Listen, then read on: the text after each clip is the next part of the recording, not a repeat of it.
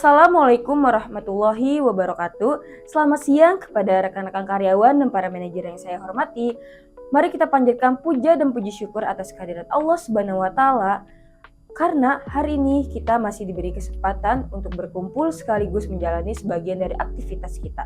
Sebelumnya, saya juga mau bilang terima kasih banyak kepada rekan-rekan karyawan dan para manajer karena sudah memberikan saya waktu untuk menyampaikan sesuatu yang sangat penting untuk kita semua.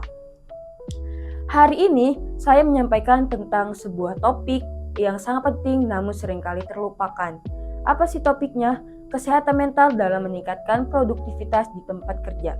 Di tengah dinamika dan tekanan pekerjaan yang semakin meningkat, menjaga kesehatan mental bukan lagi pilihan, melainkan kebutuhan utama untuk menciptakan lingkungan kerja yang produktif dan sehat, terutama untuk para Gen Z seperti saya ini.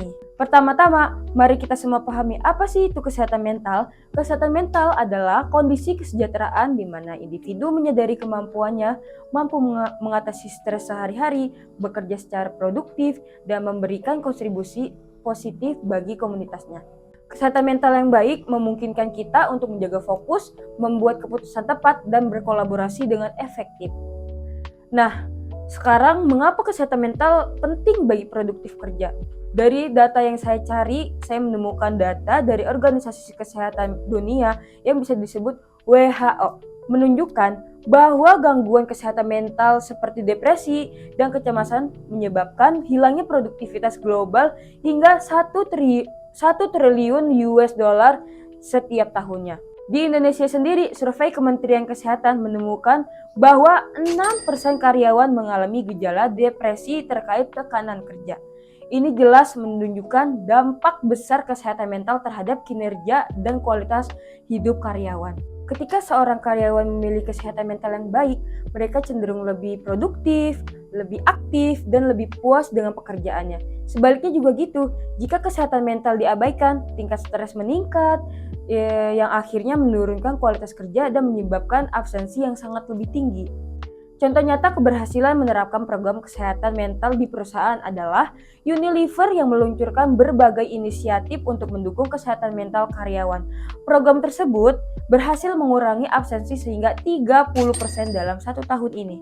Ini bukti bahwa perhatian terhadap kesehatan mental tidak hanya membawa manfaat bagi karyawan, tetapi juga bagi perusahaan secara keseluruhan. Dan pasti ada yang bertanya-tanya nih, lalu apa yang dapat kita lakukan untuk menjaga kesehatan mental di kantor?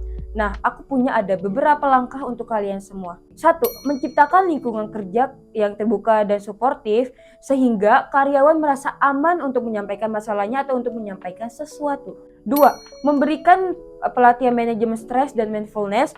Ada juga mendorong keseimbangan antara kerja dan juga istirahat. Karena menurut saya kita juga butuh istirahat, tidak melulu kerja.